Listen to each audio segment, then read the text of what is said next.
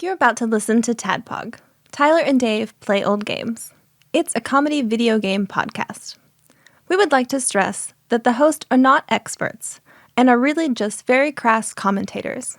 Seriously, this is an explicit podcast that happens to talk about video games sometimes. So please enjoy this pretty okay podcast with Tyler and Dave.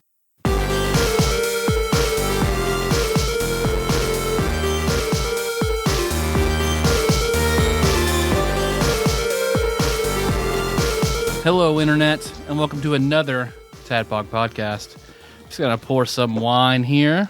You timed it perfectly. What kind of wine is that? Is that some kangaroo This juice? is Covey Run Columbian Valley Red Wine, 2009, for the grand total of $3. Covey Run. Tyler. It's got two quails. Tyler's gonna get white girl wasted. Well, I also have what was at the. I went and bought this. I bought more LIT stuff, and I was like, "Oh, look, here's a $3 bottle of wine. Why not?" And at checkout, they had this $2 bottle of Fire Shine. Furniture polish. It does look like Pledge. It does. It looks like Pledge. And it has a wizard on the front with a fire beard. Oh, that's awesome. Had to get it. Man, you ain't Had to fucking get it. kidding. That is badass. It says it's Platte Valley Fire Shine since 1856. Do you think the wizard has been the official mascot since 1856? Or do you think... He's a legit Ozarks wizard. Yeah. It's the same wizard that's been making it since 1856.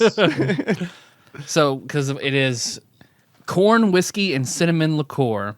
I was like, okay, I'll try that for this show. See if Dave wants to try some of that. I'm having rum and coke, and I'm just going to risk it on the ride home. That's fair. Fair. So here, two old guys play old games. Show that happens once a week. I think I got those in reverse order. I'm not even drinking yet. No, you got it. You nailed it. So this week, we... He has listened in a while. It's all fresh to him again. Let's see. This week, a game was purchased for us by no one. Yes. So this week, brought to you by no one. Username no one. Yep. River City Ransom Underground. Yes. So for this, we pulled some people who were willing to play the game. Yeah. Kind of. Not A little sandwich, bit. not sandwich Pope Bill Hawkins who beat the game. Right. No. Two people who also have not beaten the game. Now, I didn't talk We to... asked two people to pay $20 to come on this podcast. Somehow, I don't know, they did it anyway. This isn't a dig to Sandwich Pope Phil, but I hope that I didn't offend him by, like, I never even mentioned to him being on the show because I knew we would have two guest hosts already, and I did not want a third. No, it'll be fine. It'll be fine. He's way too deep in us to get out now. It's fine. But just know, Blake, that he is more qualified to talk about this game than you are. And me. And Tyler. Oh, so the people we have brought on making another return would be Rhythm Master Paul Korn. How's it going, guys? Hey, Paul. And making a long-standing return, Yeah. Oathbreaker Blake Woods. What up? Which, of course, we wanted to have you on because you were on the original River City Ransom episode that we recorded.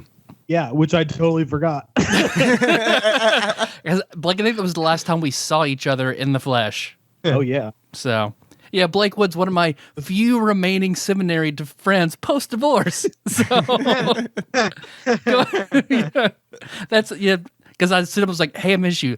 Thanks for not abandoning me. He's like, no, man, we're forever. So, it's good. It's good. That's right. That's It's one oath he's not going to break. He can only keep one oath at a time. That's a good one to keep. As opposed to the original oath, which was to get us 1 million Facebook likes. We're a little shy of that number. We're getting there. Yeah, we're working on it. It's a long process. Slow and steady, man. Slow and steady. That's right. Yeah. First, you got to build a foundation, and that's what I'm doing. I'm doing the heavy lifting beforehand. You know And what? We'll get there. We will get there. You know what has had the best results ever? Just giving Facebook $10. Yep. It's funny how that works. I guess that's business, Weird how huh? money So many is robots. So many robots coincidentally showed up at that moment. Yeah, it was weird. But hey, it makes us look better. So I just drank this Fireshine corn whiskey with some Diet Pepsi, and it straight up tastes like I'm drinking Big Red gum, Oh, cool. like 100%. Huh. Which I like. I'm okay with now. As a kid, my least favorite gum. Oh, dude, Big Hated Red's it where when it's someone at. gave me a stick of Big Red. No. Cinnamon's gross. Mm-mm. Except Get on the cinnamon fuck toast. off this podcast. Okay, there are 2 exceptions: cinnamon toast crunch and cinnamon toast. Those are the only exceptions. As long as toast is involved, cinnamon's okay. Yeah, I need toast. Is there any ginger gum? Is that a thing? Ginger gum? I know there Probably for, are. like, I've seen like pregnant women. ginger chews for pregnant women. Yeah, Ginger chews Yeah. for pregnant women? Mm-hmm. Is ginger And good for Tyler, pregnant all over women? that pregnant for dick. nausea. Oh, for nausea. I got you. Yep. I could just drink. I bought a whole bunch of that, and it sat in the cabinet. So. Oh, yeah? Yeah, it's gross. Oh, yeah. Yeah, Well, it's that's a gross. bummer. They should try to make it Go get better, and chug it. like Big Red. Oh. Okay. We said who everybody is. Yep. They're calling us from the internet, so if it doesn't sound good, that's why. But I mean, everything sounds fine right yeah, now. I think it does. But this is just a precursor to me saying I am not editing this shit. Like if it just gets horrible, then that's how we are gonna roll. Oh no! I know. Paul, Pressure. Paul, you said you had a shitting story. Yeah. I had a story about pooping, and I just want to preface this, like, if anybody's squeamish, like, I'm not trying to be super graphic or anything. Like, this isn't. I don't love this 5-year-old isn't- kids. Like, this isn't a thing where, you know, I'm trying to put anybody off. Like, that's not what this story is about. This story is about the triumph of the human spirit. Okay. So I was at work last week, right? And I feel it hit my stomach. I'm just like, oh, I got to go poo. So, you know, I go to the restroom, and in a rare occurrence, I get there and all 3 of the stalls in there are empty. Like, I work on the same floor as like a call center, and there's just a bunch of dudes like always in and out of the restroom. So, you know, this was a rare treat, you know. And I go to the far left stall because I'm like, oh yeah, this is the good one. This is the one where the gaps in the door aren't quite so wide and it doesn't rattle constantly. You know how that? Yeah, you know, it's a good stall. Good old lefty. Yeah, exactly. So, you know, I sit down and, you know, I'm doing my business. I'm feeling a little bit blocked up, you know, but I'm like, okay, I just gotta power through this. And like, I cannot relate. Once I get, you know, that first little push past the thing, then I'm gonna be. Wait, past what thing? I don't understand. His butt shelf. So, past the butt shelf. on the lost episode, That is a Sesame reference Street Fighter. right. No one gets but me sitting here. But I do love the reference. But yeah, so, you know, I'm working on that issue, you know, and as I'm doing that, I hear the door to the restroom open and somebody else comes in, and they immediately go to the stall right next to me, like some kind of goddamned animal. Like, Maybe they're like just ridiculous. Like, there are rules that we have because we are a society, right? You know, like, I'm not crazy, right? Like, that is just a massive breach of etiquette. If there's space for it, you take the stall one over from the other guy that is currently shitting. That's just how it goes. Maybe you know? he just really likes you. in bathrooms. Yes, I think in the urinal or in the toilet. Yes. Maybe he's just excited. He's like, Paul's in there.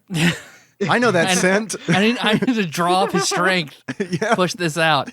But I think there's also really lonely. You know, where they take it too far, where like people who insist they want, like, if it's 2 men where they want to sit with a chair between them at the movie theater. Yeah. That's too far. That's taking it too far. That's unnecessary. But in the bathroom, absolutely. Yeah. When someone is actively pooping, I feel like they need a little bit of space, you know.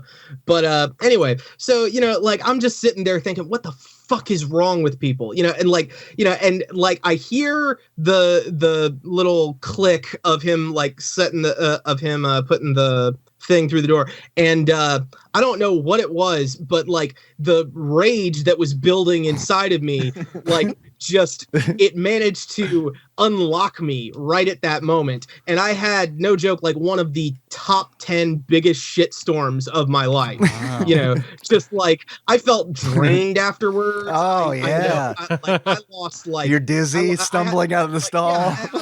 I put my hand on the right wall next to me to try and balance myself because I was just like, holy crap, like it's all coming out of me, Poseidon's kiss all over my ass. Like it was just the longest, loudest, like, single shit that I've ever taken, right? And as I'm just kind of collecting myself after, like at least a solid like 7 seconds of just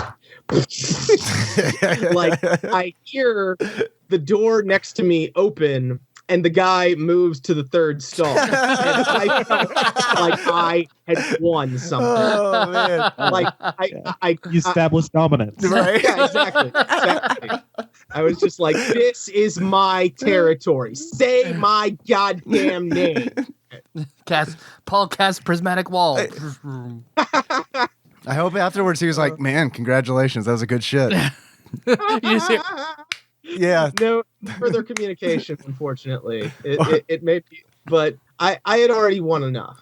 Everything that needed to be said had been said. I remember when I worked at the newspaper, I walked into the bathroom and there was a guy having a shitstorm like that. And I waited in the bathroom until I could like interrupt, like until I could like be heard. And I was like, "Are you okay?" Are you? I'll wait. See, that makes. I wish you would just like he just slid a note with a frowny face on underneath the stall. It makes me want to carry a notepad just so I can do that in the bathroom. Yeah. I found out later that it was the boss. So I don't know if that made it better or worse. Definitely now that I don't work there anymore, it made it better. Mm-hmm. Oh yeah, totally. I'm very timid when it comes to pooping in front of strangers. Like if he would have come in, I would have just waited until he left. I get it. I try to do that sometimes, but then it's just like, okay, let's wait. Maybe they'll wash their hands. Another flush of a toilet, and then in that noise, then it's like kaplow. Yeah. So, do you poop in front of significant others? Oh yeah. What? the first, Yeah, of course. the first, but not the second. No. No. No. The answer is no to that. I don't think you're comfortable enough with your wives. This is the one thing. Like I think we've shared just about everything else, but now like door locked and closed. Locked. Yeah. Yeah. No, I mean, like, I don't invite Nikki to come in. I'm not like, hey, I'm gonna make a bowl full of hot snakes in like 5 minutes if you want to meet me in the bathroom. I'm gonna have to concentrate on this. Could you just read my phone to me because I can't look at it? I'm busy. This is gonna be a big. Yeah, I'm gonna sweat when this one comes out. Oh man. I don't Hey, do Nikki, that. come look at this before I flush it. No. Well, I've done that once. I've done that once because it was like, do I need to go to the doctor? I need someone to look at this. Because Sticking out like a goddamn shipwreck. It's insane. Melissa and I are very super close and open and talk about everything, but one thing she will not address to me in any way, shape, or form is shitting. Like, and not that there. It's not even a closed book. The book's not there. Yeah. It's just an empty bookshelf. Like, to this day, I've had no proof that she's ever actually went to the bathroom in our house. So she hides it very well. She doesn't talk about it. I don't know. So I couldn't live that way, man. that makes so it's like I was like, well, if you're not comfortable enough to do it around me, then I will be reserved around you because I know it's so thoroughly not in the playbook. So Maybe, I don't know, maybe my comfortableness with shitting comes from, I remember when I was a little boy, probably like 4 or 5 years old, I remember Sitting on your dad's lap while he took a big Hey, huge shit. hey, have I told you this story before? I remember my dad used to, when he was taking a shit, he used to call for me and say that he needed help. And I, concerned for my father's well-being, would go into the bathroom and he would hold me while he was sitting on the toilet. Like, he would hold me still. Like, he was giving me like a weird toilet hug. it's the only time We're we in would this hug. together, little Dave. Yeah. I'd This is also the like to weirdest say, fucking thing I've ever heard. I'd also like to say I'm Dave, your bespectacled host, and my future brother-in-law has recently started listening to the podcast, so there's a little tidbit about your future father-in-law. Get ready for it. There it is. Oh my! Like he thought it was funny. Like he thought that was funny. Who, my dad? Yeah. Oh, yeah, of He was course. very serious about it. Yeah, it was grim. Man. It's What like, were your feelings during this process? what were my feelings? Yeah, like were you like laughing and giggling like, Dad, stop shitting in front of me? I remember it smelled smells. bad. Yeah. I like to think that he was just like teaching me a lesson about life. He's like, life is like this. It's just smelly and you can never get away. What were his pants like around ankles, by the knee? How? I just don't get it, Dave. I'm really lost. I'm having a hard time. I don't remember what his pants situation was. Well, your dad used to be a weightlifter, so I'm sure he could just like one arm you, just like pick you up and just. And I was a little suspend kid, you. so I don't remember the hold position, but I do definitely remember not being able to get out of his grasp. I was not making that escape artist check. It wasn't fucking happening.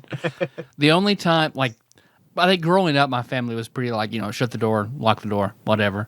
And I still would do that at my parents' house. But whenever my dad and I would get in a big argument and I would just ice him out completely, he would wait until I would go to the bathroom, like a bad one, and then pick the lock and come in and shut the door. Like, all right, now you're going to talk to me. That's a bold strategy right there. Yeah. I wasn't going anywhere. So quick check around the table. How old is everybody when they started wiping themselves? Oh yeah. I mean, I don't know. Before my first memory, which was at 5 years old. Oh wow, I feel like that's early. I was like freshman year of high school. I remember the last time it was done for me. The last time it was done for you? That's Yep. not the question I asked, though. So I feel like you're evading. Before that one. You're evading. It was embarrassingly late. I was in the dollar house. There's no way it was later than So that. I was in I'm just going to throw that I out think there I was in as well. elementary school the last time I had to have someone else do it for me. Yeah. No, I was definitely in elementary Because I remember, school. I think I had started and, I was, okay, well, I'm done with this. Okay, I remember I just started wiping by myself, and then I remember I had awful, awful diarrhea, and I just didn't want to mess with it. So I called my mom. I was like, I can't do it. Mom, this is your problem. And that was the last time. That was the last time it happened because that one was so bad. Yeah. I couldn't handle it. I couldn't be sprayed down with a hose again in February. Oh man.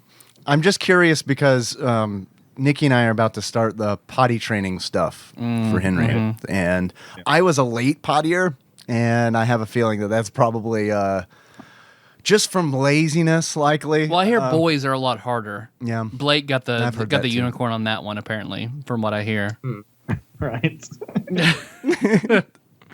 No, I mean you have them wipe themselves from the very beginning. You just clean up afterwards, and eventually, once you don't have to help them anymore, you just stop. Thank you. You just taught me something that I'm going to do. Because that's not how I was raised. Yeah, your dad held you while he did it. And, ironically, I guess it's not ironically. Coincidentally, he never wiped me. It was always mom. Yeah, But I do remember feeling stranded on the toilet when I was probably 6 years old, just screaming at the top of my lungs, "Come wipe me!" Yep. That was my turning point. Probably. You just do it. When you see blood, you're done. Yeah, that is a good indicator. Yeah. Yep. My intro bit was just that Zach, my future brother-in-law, is now listening. So there we go. All But I right. also talked about poop, so I feel like check that box. So we must be a good brother-in-law. Patreon.com/TADPOG. You know what? When I came home. It's Taco Tuesday today. Spoilers. We're recording on Tuesday. I came and on Tuesday. I always come home and I bring some tacos home for mom because she watches Henry while we're at work. So while we're eating, she says, "Zach, your sister's." You know Zach. Zach, let me explain who Zach is to you, son. You know that guy who's been with your sister a lot recently? They're going to get married. And she told me that he was not able to watch YouTube while he worked anymore. He couldn't keep up with it or something like that. And my sister Dana had suggested that he listen to some podcasts. And the moment my mom said podcasts, I was like, well, I know where this is going. I know where this is going. And the next words out of her mouth was like, he found TADPOG. And I was like, all right, I don't know which way this is going to go. And my mom said that he thought that it was hilarious. And that he planned on going back to episode 1 and listening from the beginning. Damn. To which I said, Zach is going to know more about me than my sister does. Oh yeah. Yeah. like by a fucking country mile, he's going to know more about me. Let me tell you about these girls your brother finger blasted. Yeah. Let me tell you about, oh man, there's so much shit you don't know about your brother. She refuses to listen. As she should. Yeah, I mean, that's probably a good idea. I know she listened to one episode. Like, I don't want Brainy Jr. to ever listen to this. So, yeah, well, that's a reality we're all going to have to face one day. Because by the time Kenna gets old enough, like, the world will be over, so it's fine. Internet, yeah, they're going to shut the internet down. It'll be done. It's gonna reach maximum. God Emperor Trump will fucking shut that shit down. Oh yeah, totally. It's gonna reach maximum embarrassing moments, and they're just gonna pull the plug. Yep. Blake, you're a big Trump supporter. Tell us about that. You're a big Trump supporter. Yeah, I'm sure this won't be controversial. Yeah. No, I don't even have a good reviews. We won't make fun of you. It's fine. Go ahead. I got nothing. You guys want to talk about River City Ransom Underground? Or actually, I tell you what. Before we get into that, Paul Korn, Yes? tell me the things that you do before I forget to ask you to plug your shit. I write a comic that updates twice a week. It's called Zoka Show. It's kind of a modern fantasy action series. It's got a zombie hitman and parkour gnomes, magic gunslingers, and businessman dragons and all that kind of stuff. Basically, I just kind of crash together a lot of stuff from Dungeons and Dragons with the perspective of a kid who watched way too much anime in the 90s. So, you know. Spell that? Zoka Show? Zokusho. Zokusho. It's a Japanese word for cheap story because I have a lot of faith in my writing ability. But yeah, you can find it at waywardcross.com. We update every Monday and Friday. So if you want to check that out, we've got I think over 500 pages of material. We've been doing this for years at this point. The artist that I work with is incredibly talented, and he does his own work on other stuff. We haven't killed each other over all this time, so it's always good. But if you guys like Wayward Cross Comics on Facebook, I still have a Tumblr that I barely ever touch, zokushow.tumblr.com. So plugs and plugs and plugs. Nice. Well, thank you. I always forget to ask you to do that, so I like to do it as soon as I remember it. Doesn't matter when in the episode it is. We could be in the middle of a conversation about a game, and I'll be like, Paul, tell me about the things you do. Well, I appreciate it.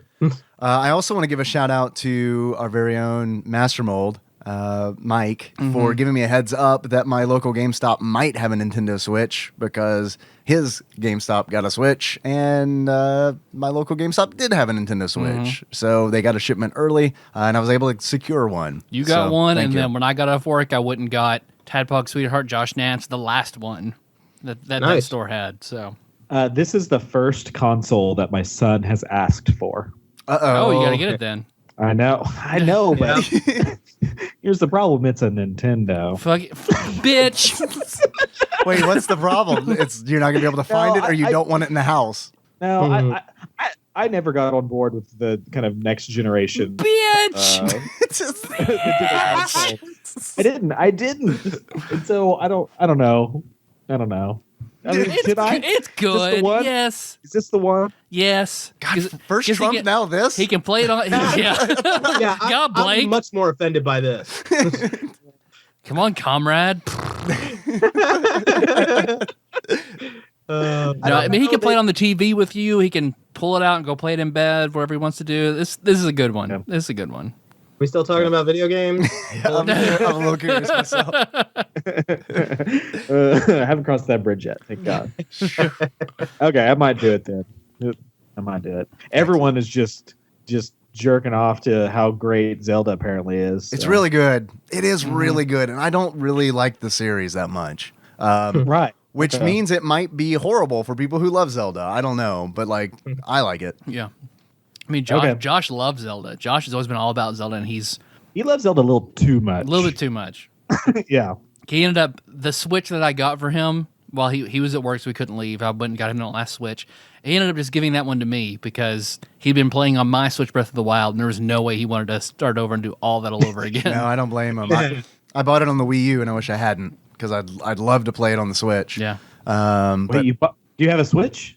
Huh? You did. Yeah, wait, he literally just said he got a Switch. Yep. I don't. Wait, why did you have no plans of buying a Switch? No, I did. I had money saved up, but I missed the 2-hour window to get one on Amazon because I was at work. Now, I know I work at a desk, but look. I think it was less than, it was like 5 minutes. What's that, Blake? So you just decided you're going to have to wait too long to play Zelda and you wanted to play it immediately, so you just went in and got it on the Wii? Yeah, I assumed that it was going to be a long time. Like, I figured it wouldn't be until like December, November that I was going to be able to get one. I don't know why I put December 1st. I feel like that's backwards. But It's a more fun month. I get it. yeah. And also, this is crazy talk, but I do feel like the Wii U version of the game is actually going to become expensive. No, you're damn right it will be. I think that is a good call, man. And it will be. And when I bought the Switch, the dude at GameStop was like, "Oh, and I know you want to get Breath of the Wild because that's what everybody wants." And I was like, "Actually, I already have it on the Wii U." And he's like, "We will buy that back from you." And I was like, "Really?" I mean, Wait, just like they know. real They fast. know. We will They buy that know. back from you. And I was like, "Really?" Why? He's Why? like, What's the deal? well, because No one's going to get it. They want it for the Switch. yeah, and I know when Twilight Princess came out, the GameCube version of Twilight Princess is a lot more expensive than the Wii version of Twilight Princess. Huh. And I don't know if it's because thought less about that. copies were pressed or what, I but bet like, so. it's the same fucking game. I guess it's just an issue of like it being a collector's item. I don't know, but I mean, it was like immediate. He was like, "Oh, we'll buy that back from you, and you can just get this. You can just get the Switch version." And I was like, "I don't think so." And he's like, "Well, hold on, let me look it up and see how much we can give you for it. We can give you $45 for that." GameStop has never, ever told me they would give me like $45 for a game. Wow. Yeah. Wow. That is ridiculous. Remember, what is it? I remember the one time I traded like several games into GameStop. Like I went on some special weekend where it was like get 3 times normal value or whatever, and they gave me like $23 for like Star Ocean: The Last Hope. Yeah. That is by far the most they've ever been willing to pay for a game. So $45, that fucking tells you something. It was an indicator. That was the point where I was like, "No, I'm good. I'm good." People smarter than me with higher paying jobs know something. And if you want Did y'all to hear the good news? Did y'all hear the good news about GameStop? No. About them closing 150 stores? Oh No. I didn't hear that. Is that good news? Yeah, I hate GameStop. They're Do ya? evil. Yeah, I would agree with you until Master Mold might give us the hookup. Now, Right, yeah, no, exactly. no, he needs to keep that job. Yeah. Keep him. Yeah. Yeah, I'm an apologist Suddenly for the sure. opinions changed now that you're on the gravy train. Yeah. That's capitalism, Traitors. baby. No, GameStop can come in my mouth now. It's fine. It's fine Now. now. No, not just on my face, but in my mouth now. Oh, wow. Now he'll enjoy it. Depending on the customer, I mean. Yeah, it's true. I guess other than that, I've got one more thing that I want to get out, and that is I got a new batch of TADPOG stickers that I want to give away for free, because I know that we've got some listeners who are very graciously willing to support us and like promote us.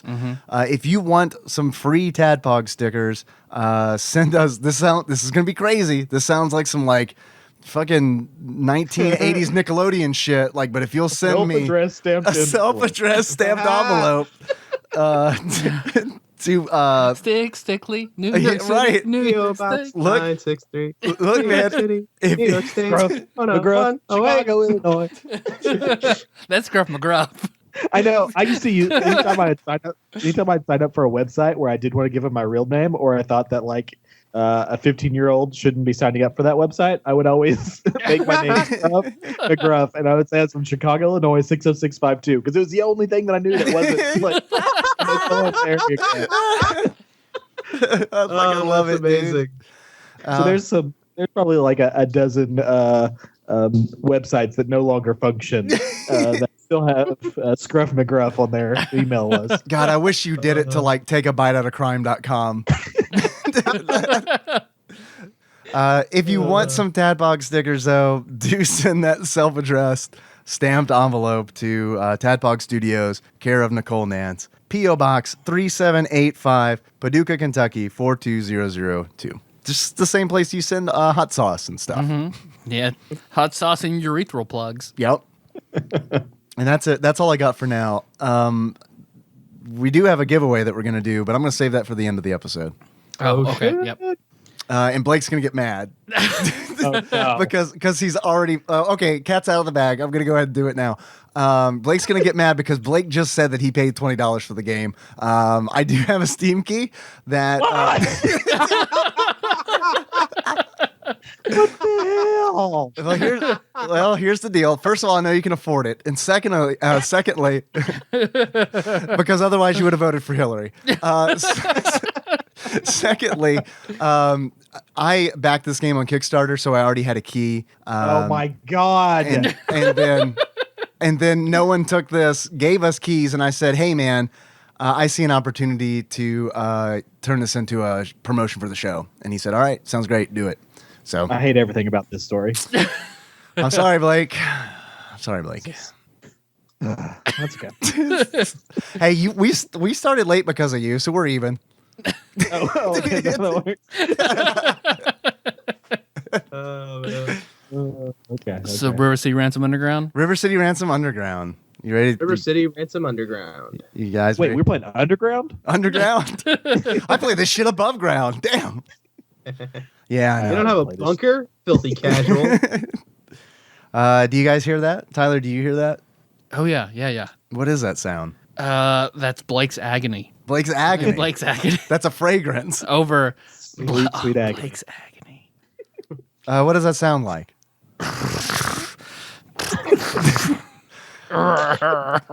Which, of course, ushers in the segment that we like to call Dave Reads from Wikipedia. Yay. Okay, guys. Yeah. Here we go. On April 22nd, 2013, the Canadian independent developer Conatus, I assume I'm pronouncing that correctly, Conatus Creative announced development on an officially licensed follow-up game for River City Ransom named River City Ransom: Underground. It was scheduled for Windows in August 2014. They missed that date. On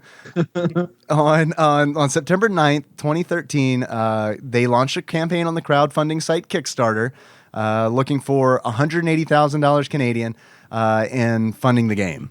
They successfully reached their funding goal and collected almost $250,000. And then after years of development and negotiations with Arc System Works, who you may know from the recent Double Dragon game that came out and wasn't super great, the game was released on Steam for Windows, OS X, and Linux on February 27th, 2017. So, yeah, they were a little behind. But the game did come out, so that is a plus. I do have as Blake knows, we've talked about Kickstarter games in previous episodes, but there are definitely Kickstarter games that I never received. Yeah. Because they're complete bullshit. Sometimes. It is. One I donated to a long time ago is actually coming out. I got Which an one? email for it, Cosmic Star Heroine. Yeah. So I was very surprised when I got that update email. So it's like supposedly a cross between. I didn't know you were into drugs. Oh yeah. I'm a big rail bumper. Always chasing that dragon. It's a cross between Phantasy Star 4 and Suikoden. Ah, yeah, that does sound like something So you would yeah, like. let's do Yeah. that. I bet it sucks. Probably. You're probably fucking right. They took your money. They spent none of it on the video game. You know, it didn't suck. River City Ransom Underground. Okay. Yeah, on topic. Let's talk about it. Let us talk about it. So we're all familiar with River City Ransom, the original, the NES game that came out in 1989. Good shit. River City Ransom Underground is the continuation of that game. It is officially licensed, so it's North American canon. And I say it in a weird way like that because River City Ransom is based on a Kunio-kun fighting game. They just localized it to America, and the Japanese version has kind of taken on a life of its own. A couple years back, they released a game called, I think it was River City Ransom Tokyo Rumble, and that is the Kunio-kun crew. Meanwhile, we got Kunio-kun. There's something about that word that makes you want to say it. I know. I can't. I mean, I can never say that and like feel like I'm saying it right. Kunio-kun. Can't do it. The more you say it, the more quiet. Coonio. Can't do it. I just can't do imagine Cartman from South Park saying it. That's King. King. That's pretty good. That was pretty good. Man, everybody's got a Cartman impression. You know that? I remember back in the day. Only that's our like, generation. like, Yeah. like 10 people be having a fucking group conversation in Cartman speak back in the day. Bad kitty. Kitty moves. Yeah. Yeah, Kitty. It's my papa. Yep, that was the one. Yep. I remember many a youth group while I was sitting in there while people quoted Cartman for 15 minutes. All laughing like it's the funniest fucking thing we haven't all heard 100 times. Yeah. Yeah. Yep. We were People still stupid do that? kids. Mhm. Wait a second. Do people still do that? They have? No, right? No. I think. Well, not about that specific thing, but are there? I remember. Oh, all I still did hear respect my authority. I still fucking hear that all over Sure. the place, and it fucking makes my skin crawl. You mean whenever in I do hear Facebook it. memes, right? Facebook that's what it memes, is. like podcasts, like other shit. Like I'll still hear it once or twice a month. But on podcasts, they're definitely being like hipster ironic about it. Right? Maybe. Yeah. Like my wife. I mean, That's There was that, making a comeback. There was that episode of Aziz Ansari's Netflix show where he's going out with the date on with that one girl, and like the first thing she does is a Cartman impression, and that's like the first big red flag. Master of None. That was I a haven't good show. seen Yeah, that's Master of it. None That's show. it. I feel like my entire middle school and some of junior high. Well, that's the same thing. All I did was quote like Happy Gilmore, Billy Madison. yeah. Uh, Stop looking at me, Schwab. Cartman. Shampoo. I know, but no, shampoo is better. It goes on first and cleans the hair. Anna was fucking Brainy Jr. was quoting that the other Oops. day. I'm not Whoops. editing, sorry. But I don't really hear kids just walking around quoting movie things like that anymore. I also Well, don't hang around with we don't kids. get it anymore. Yeah. That's why we don't recognize it. Yeah, I have a maybe, feeling that they're quoting a lot of YouTuber stuff that we're just not familiar with. maybe so. Which is just incoherent screaming. Throwing half full water Or just bottles and racism, dabbing. you That's know? what it is. Yeah. Just fascist nationalism is what they're.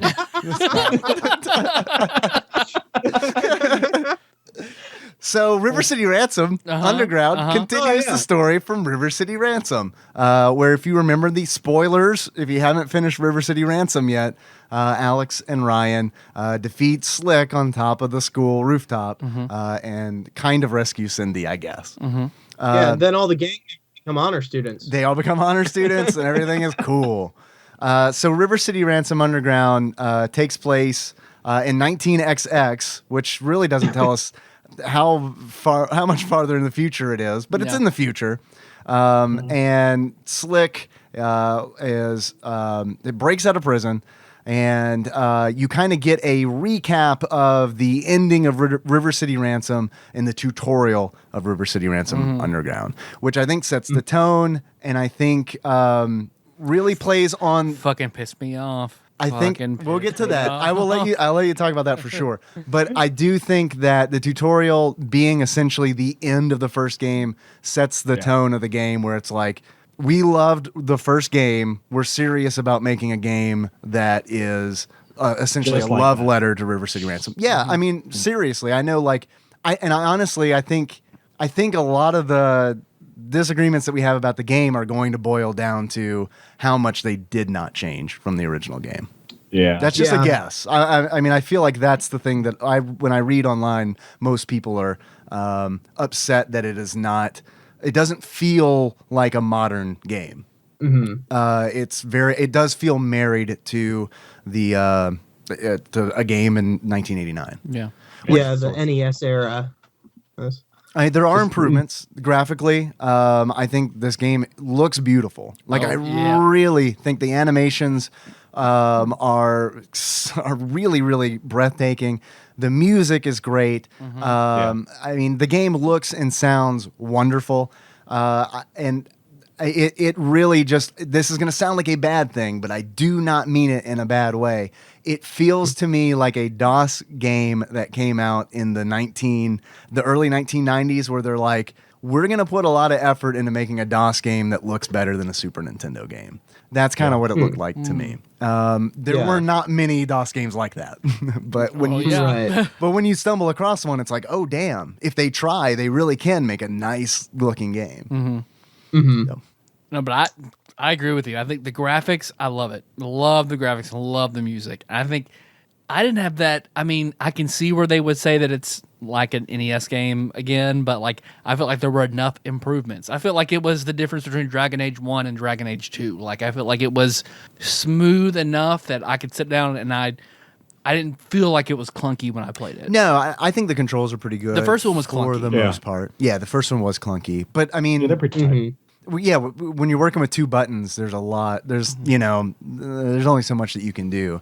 I was actually looking forward to playing River City Ransom Underground on a retro controller, but you actually have a lot. Like one more input that you need to use than a Super Nintendo controller has. So how'd you play? What's that? So how did you play it? I played it with a PlayStation 4 controller. Okay. Yeah, I played with my Steam controller. Yeah, I used an Xbox. I was using a 360 controller, and then I was like, man, I am really fucking bad at this game. And then I did that thing where I blamed my tools and was like, it's probably this fucking 360 controller. And then I switched to the PlayStation 4 controller, and all of a sudden I was good. So was it the D-pad that really helped there? Yes, I did start using the D-pad instead of the analog stick, and it helped immensely. The 360 D-pad, I can imagine that would sucks. be a big thing. Oh yeah, no, nobody ever uses the D-pad on the 360 for anything. And to be fair, important. That 360 controller is the one that I used since probably Elder Scrolls Oblivion, so the buttons are a little mushy. So I have not had a controller last that long. Because I set them on my couch and my kids constantly knock them off the couch and they land right on the thumbsticks every single fucking time. And so I've gone through like 4 controllers this past year. All right. I take back what I said about the Switch. Do not get a Switch. Because it's essentially a controller. Yeah.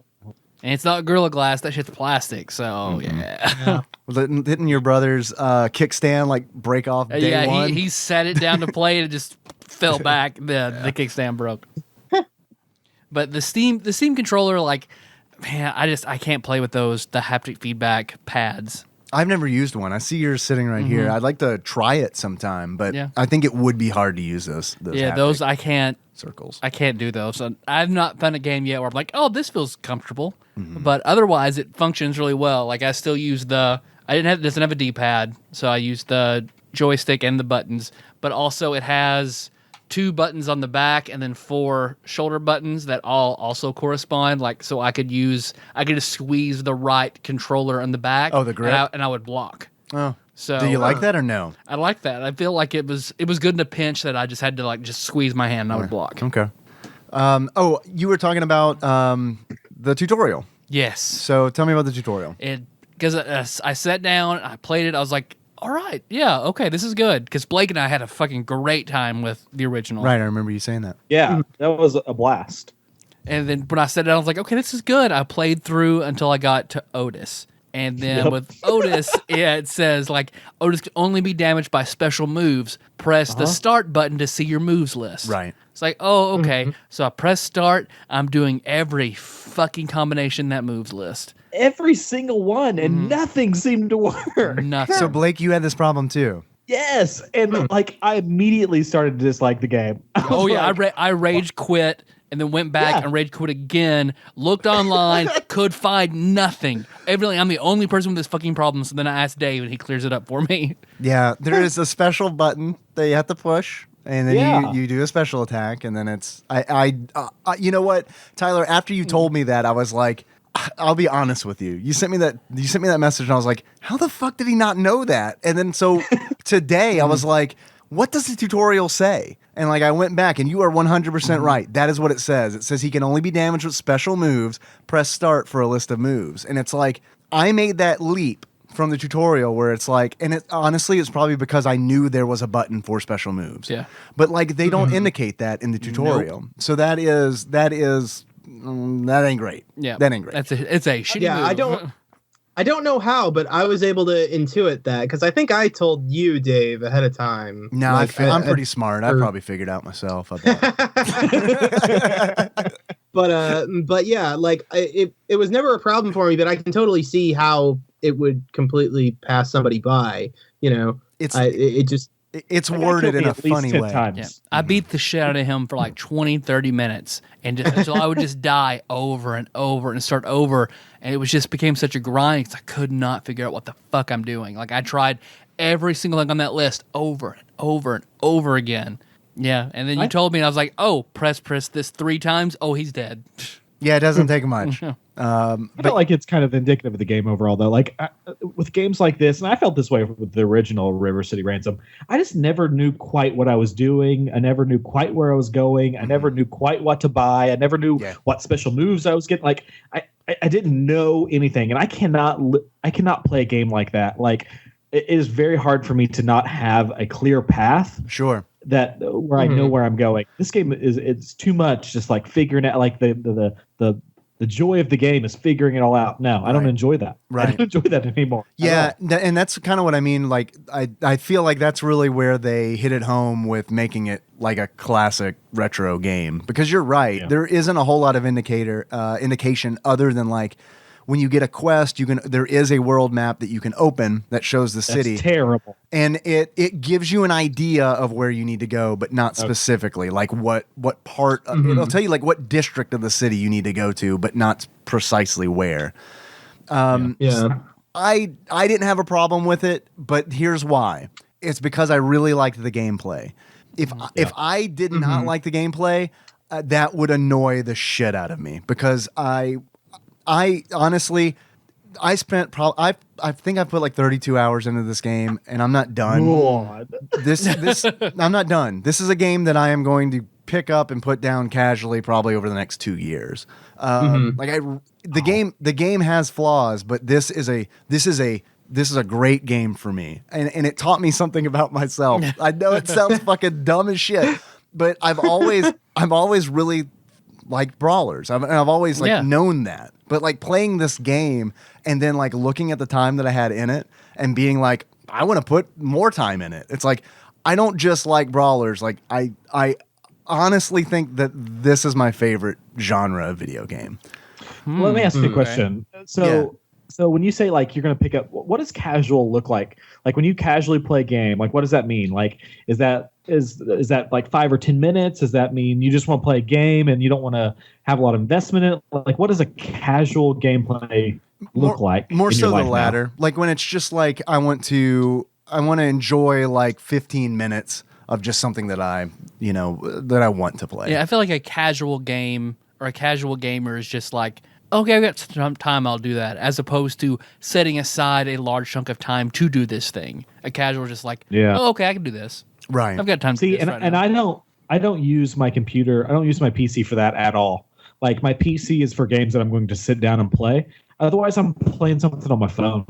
Like any casual experience I have is going to be on my phone. Yeah, I kind of do that. But I guess, I don't know. I switch it up. I mean, any kind of game that I feel like I can sit down and like do in small chunks, I kind of feel like I can play casually. Having it on my phone is really helpful because I can play it while I poop. But beyond that, I don't feel like it has to be on my phone. Also, I need to get some phone game recommendations from you because I just run out of them very, very quickly. I poop a lot. I have the problem though in that like I play games on my phone casually, but that's also like I have several games on there that I don't play casually that I put a lot of time into. Are you playing Star Wars Force Arena? Yeah, I'm playing that. Although I'm kind of the reason the one I play a lot is Marvel Future Fight, which is by the same people who did Star Wars Force Arena. Okay. I actually play that game a lot more. Like I've probably put at least a couple of hours into that game every day for the past year. Wow. Jeez. See, I would call that not casual. No, it's not casual at all. But you can play it. Okay, I got you. It's throughout the day that I'll do that. I see. So it's small chunks kind of deal. Yeah. Between Trump rallies. Right. It happened a lot here in Oklahoma, believe it or not. Blake's from Oklahoma, everybody, in case you're curious. So yeah, I can totally see that being like, if I didn't like the gameplay, not knowing where to go, what to do, would frustrate me to no end. I understand why they don't tell you what the foods that you can buy in shops and the special moves that you can learn at dojos. I understand why they don't tell you what they do. It's because tell me why. It's because you have no idea in the original game. I feel like that's the only reason for that decision. Because it was a bad decision in the original game. I mean, look, I don't know what to say to that, but I mean, it's just the way that it fucking is. And I feel like it's one of those things where like they had to make a design decision where it's like, well, what do we do? Do we make it more like the original game to appease the fans of the original game, or do we modernize it and run the risk of people being like, "Oh, fucking, this is hand-holdy bullshit"? Yeah. You like that is a fucking design decision that no one can fucking win. Like, yeah, that's true. There isn't a game I've heard about where someone isn't like on either side of that, where it's like fucking breadcrumbs and Fable 2, fuck off. I want to explore the world, and it's like some games I do want to explore the world. Yeah. Some games I fucking don't, and I think that's kind of where it like boils down. Yeah. This is a game that I do want to explore and fucking. I don't like grinding in RPGs, but like, dude, I fucking love just staying on one screen in River City Ransom Underground and just fighting random dudes for hours. Like that is like therapy. Like that's where it lost me, because like I guess I'm not in a good headspace for a grindy game right now. Because if I wasn't also playing Shining Force 2, which is not a grindy game, but I'm sort of, and when it comes to Shining Force 2, I'm in the same boat you are with River City Ransom Underground, where like I will replay a battle over and over again to make sure, okay, everybody's the same level. I got you. I want to get to this, like unlock this spell, so I need to catch everybody up. Sure. So trying to do that again with River City Ransom, and it being... You're doubling up. You're doubling up on doubling grinding up, games. and it being an actiony grind. With Shining Force 2, it's like, it's a casual, like, turn-based thing. River City Ransom, you're fucking in it. So like, and the AI that makes it the AI is on you. It's a hard game. It is a challenging game. I think that would be fair. I read something about the AI that it actually responds to your controller.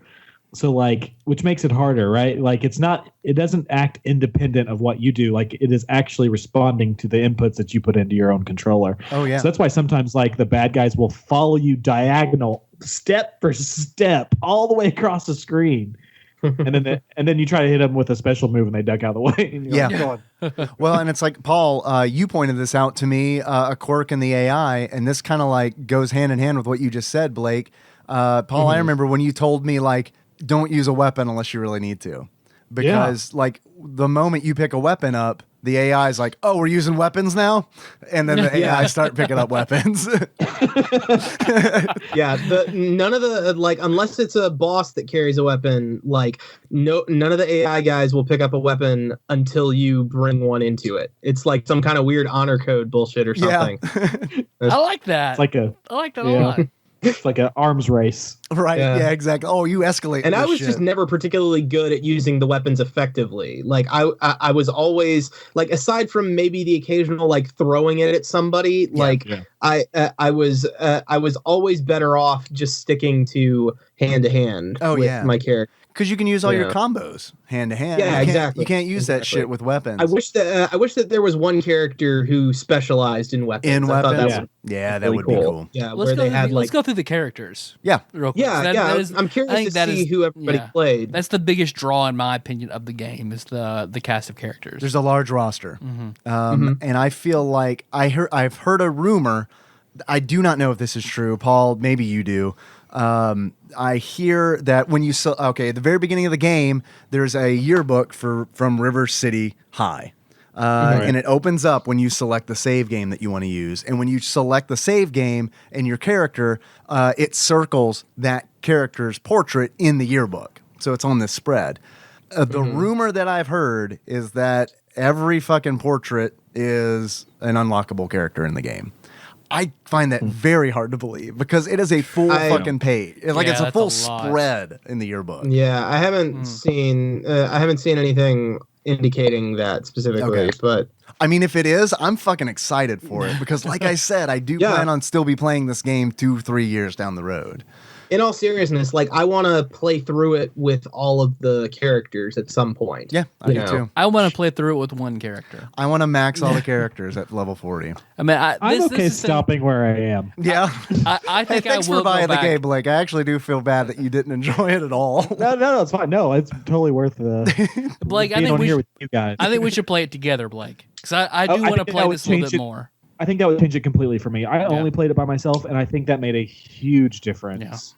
Yeah, I've played it both ways because I've played with Dave and Phil some, and like it is a very different experience. There's a lot more enemies, but you don't like reset to your like whichever hideout you were at last every time you get knocked out. So yeah, you can. That's a big difference. As long as one person survives, they can zone essentially to the next screen over, and the other players will res. That would be. You just still lose your money, but yeah, you do lose half your money. Can you bank your money at all? No, not that I've found at least. Yeah. So Tyler, you want to talk about characters? Yes. Who did you play as? The boxer. Paul, the boxer. Yeah, I like I like Paul the boxer. He's who I'm playing in my multiplayer run. That's the most prevalent person in the Tadpog Nation are our Pauls. We have a lot of Pauls. So. I'm proud of our Pauls. Our Paul game one is too strong. many, I'd say. Our Jessica game not as strong. Our Proby game not so much. No. Blake, how about you? Who did you play as? Bruno. He's the Bruno. breakdancer. The luchador. The luchador. Breakdancer. Yeah. He's kind of both. I thought the sprites were so good. Like, I was really impressed with the art. And yeah, I thought it was fun just to watch people fight. Yeah. In my case, to watch someone fight me. But this is something I would watch like Markiplier play through on YouTube. I think this would be I watched a lot of YouTube videos. I watched several streams of it, and I enjoyed watching it more than I enjoyed playing it. I stream this game on the Tadpog Twitch. Well, there Just you gotta go All get that right. plug in there. If anybody listening wants to see what how it plays, I'll have a link to that in the show notes. Nice. Yep. I didn't mess around with Bruno. I've played with Paul just a little bit. I tried doing Rudy because he is a wrestler. He's a big dude, and I gravitated to Rudy immediately for two reasons. I've had a D&D character named Rudy. One of my favorite characters. And that was reason number one. They had the same haircut as my D&D character, the fucking receding hairline, flat top. So I was like, all right, that's my dude. The second reason is in the trailer, which the fucking combo trailer for this game is amazing. I'm going to have a link to that in the show notes too. It's an amazing edit. The video's edited amazingly, and there's a great Mega Ran song that's underneath it. Yeah, it is. Oh man! Like if you haven't heard it, fucking listen to it for sure. Yeah, the song's called River City Ransom. I have that on my Spotify. Yes, me too. God, I love it. That is on the workout playlist because there we go. That's where I am in my life right now. In that trailer, you've got all these characters. They're showcasing all these characters, and it's like Bruno's like flipping around, and Pravi is a break dancer wearing a hoodie, and she's like kicking and like doing break dancing Eddie shit. Gordo shit. Yes, and then you've got fucking Rudy, who was just like rooted in the ground, picking dudes up, slamming them, picking them up again, slamming them again, picking them up, and like that guy is so different than everybody else that I've seen. That's who I want to play. The diversity in characters is really they do a really good job. They all play incredibly differently. Yeah, absolutely. They have different basic moves. Like, I mean, they punch differently, they kick differently, and then their special moves are different, and then their combos are different. Like, there is like the branching, like the depth of the combat and the move sets in this game. I really do think is amazing. It's on the level of like fucking Street Fighter, no joke. That is the depth of the move sets. One of the guys that I follow on Twitter, he was describing it as basically, like take, like a Streets of Rage game and then combine it with like the combo system from like Marvel vs. Capcom, Yeah. and you've basically got the combat system of this game. Like, there's a lot to kind of figure out about the timing of everything and how everything fits together and all that stuff. And it's really, really cool. Like, you do have to kind of learn it by yourself, which is a bit of a problem, but it's very rewarding when you do figure out, oh, if I do kick, punch, punch, kick, then that's going to send this guy flying across the screen and knock over all these other guys like bowling pins. Right. But you're right. It's very rewarding when you do it, but it is a steep learning curve because you can pull up the moveset for every character and that moveset is worthless. They are not helpful. Yeah, it gives you a general idea of what button you need to press, but like beyond that, it's just kind of like, figure it out. Because about half of Paul's moves, like all it says is punch. Right. For like the input, because pretty much everything he does is tied to like some kind of combo. So do you have to buy figure his out moves for the most part? Yes. To really get the full you have to buy Paul pretty much experience. everybody's moves. Yeah, Yes. that's how everyone is, I think. Yeah, that's how everybody is. I love speaking of how every character is different, an example of that is Paul's very much like Balrog in the sense where it's like his kick is a punch. His punch is a punch, his kick is a punch. Mm-hmm. So I mean he's go ahead, Paul.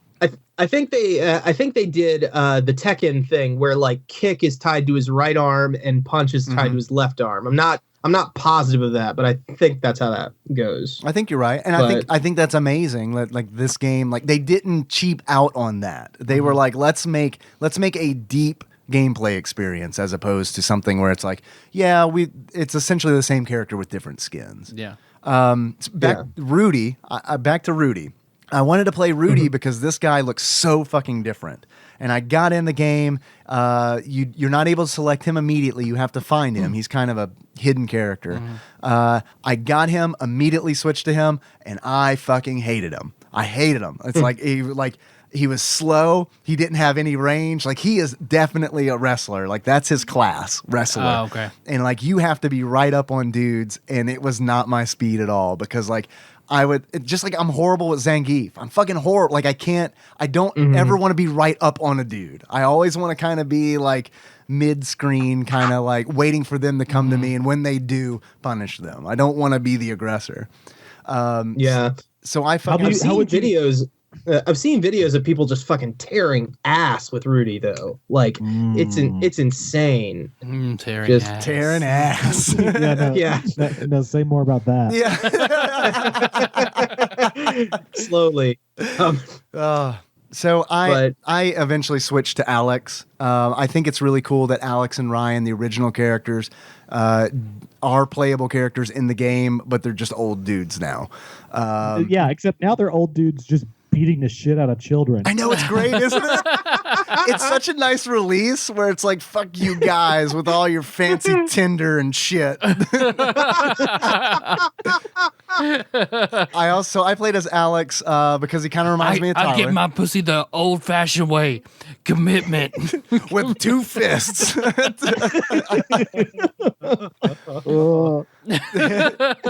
So I played through the single player game as Alex, who is his class is Brawler, which is a mix of like hand to hand and grappling. Ryan is also playable.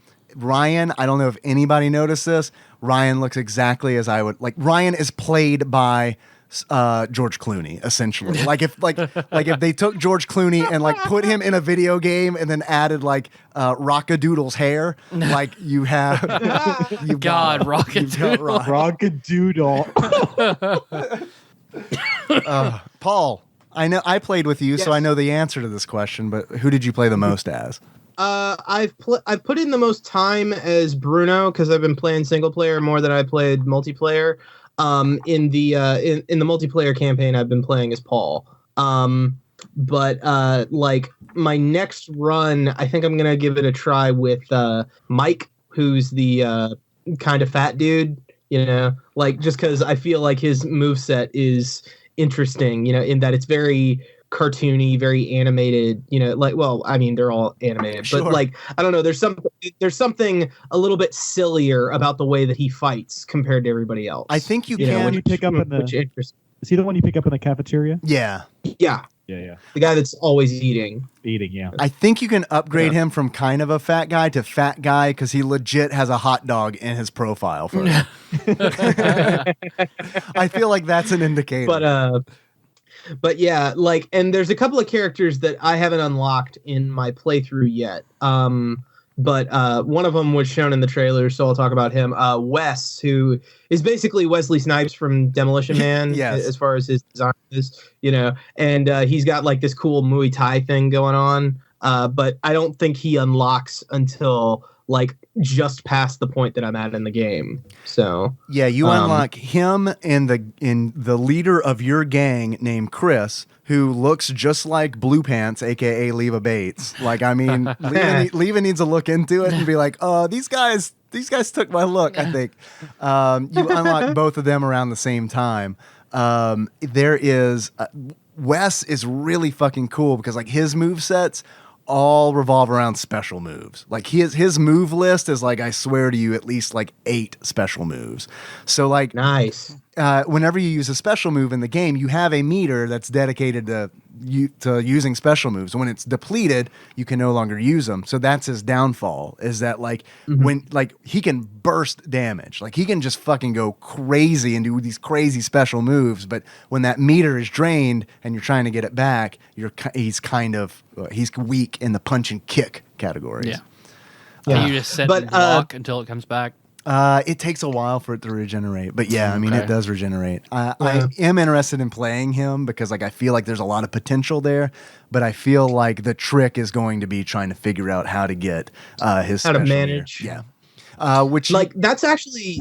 Sorry, go ahead. I was gonna say this game does have RPG elements in it, just like River City Ransom did. So you can boost your special abilities, your meter, for example, by the foods that you eat and the stuff that you purchase with money that dudes, they bleed coins and paper money. Yeah.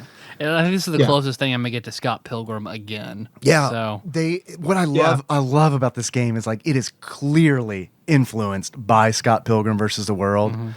Which was clearly influenced by River City Ransom. So it is like the Ouroboros of or as Experience Grind would say, the Aurora Borealis. So. I love that. Yeah. Link to Experience Grind in the show notes. Give those guys a listen. Paul, what you were saying, and I totally cut you off. Yeah, it's fine. The special system I thought was kind of was really neat. Like that was one of the ways that they built upon the foundation of the original game. I thought because in the original game you would buy new moves and that was just how you punched or how you kicked or how you jump kicked from then on. Right. Whereas the special moves gave it that extra little bit of depth.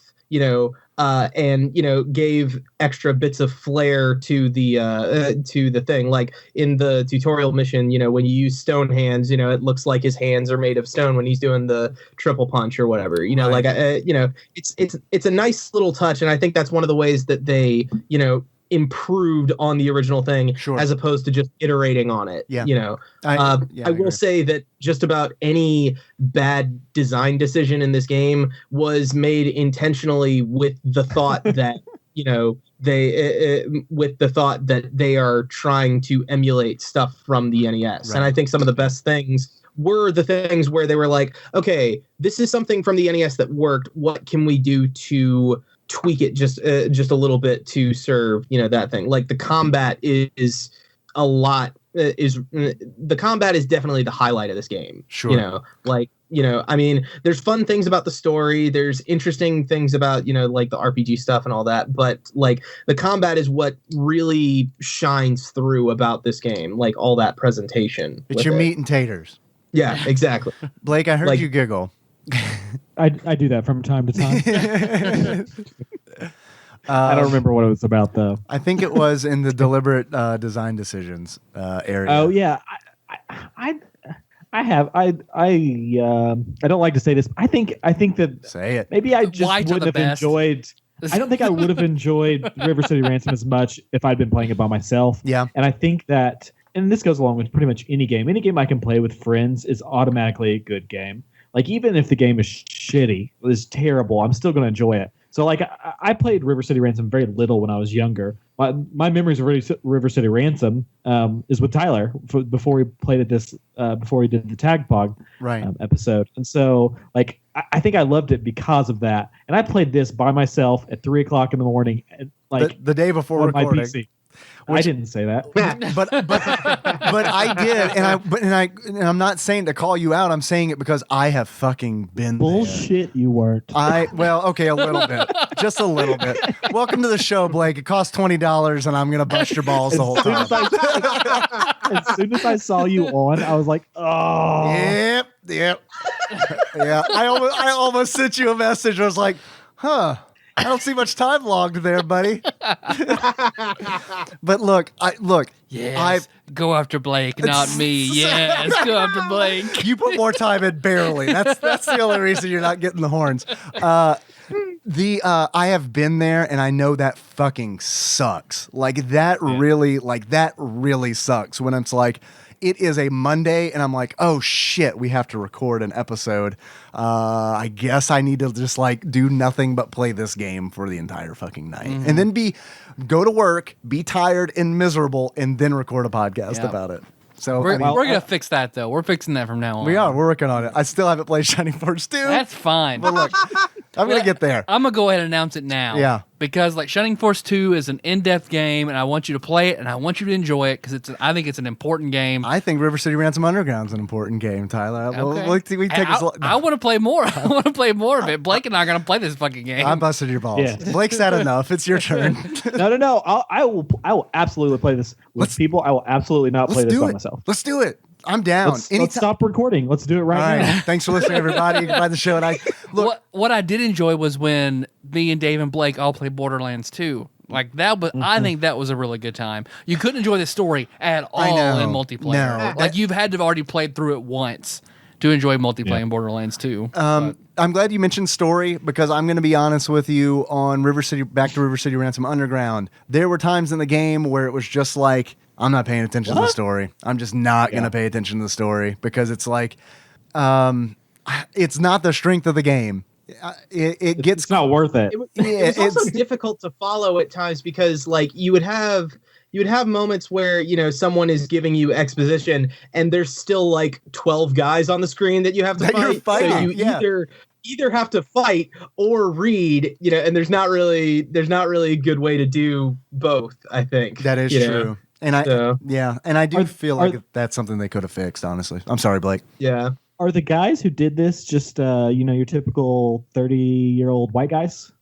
I haven't really looked into their team because the story felt like it had been translated from a different language. Oh, really? Like it was weird. It was really weird. And so I don't know. Again, maybe that was design, but like I thought it was actually good. Like it was quirky and weird, and like the names and the things that happened were funny. Yeah. But it felt like it was a little. It felt non-Western, and the whole time I was thinking they did this very intentionally. Like they put this game together, and it felt like it was supposed to.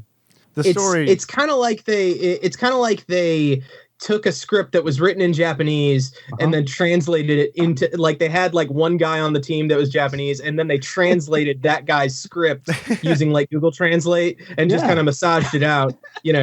Like. It really did. I thought that was good, though. I liked it. I don't know exactly how they managed to pull it off, but it really does feel like something that was very loosely translated, much like the original River City Ransom, I didn't pick up on that, but I probably will next time I play it because, like I said, the reason I probably play didn't pick a little up, more, maybe. Yeah, the reason I didn't pick up on it, like I said, is because there were times in the story, especially playing multiplayer, where I was like, Paul, just tell me where we're going, and I'm gonna beat people up on the way. Yeah, because I had played through a pretty good amount by the time you got to multiplayer, and you hadn't gotten to play any at that point. So I was just kind of like, yeah, here's where we're going next. Don't worry about it. Like, because there were times where I would hit roadblocks, and I'm like, I don't know where the fuck I'm going. Like there was one where apparently there was a vent I was supposed to destroy, and it took me multiple hours to figure that out. Like, because I was like, I know I'm right next to where I'm supposed to be on the map, so it's got to be to the right. What do I do? And then like I think I was fighting a bunch of dudes and I threw something and it hit the thing and like the little hit point counter came off and it was like, oh, okay, Yeah. fuck you. Yeah. And then I got to fight the janitor, which is one of my favorite fights. Yeah, the janitor fight in the basement of the school is pretty amazing. I love that the bosses kind of are all like Eldritch Knights. Like they all have like special spells and shit that they use, and they're all like mundane dudes too. That's like the best part about it, where it's just like a regular dude, but he can also summon skeletons. Yeah, like I mean, I mean, you can do when you get really pissed off. Right? Yeah, you just gotta be real mad. Yeah, the football coach, he'll just like summon football players to do like a tackle. Yeah, like the football coach, he'll they just only last for like kids. half a second.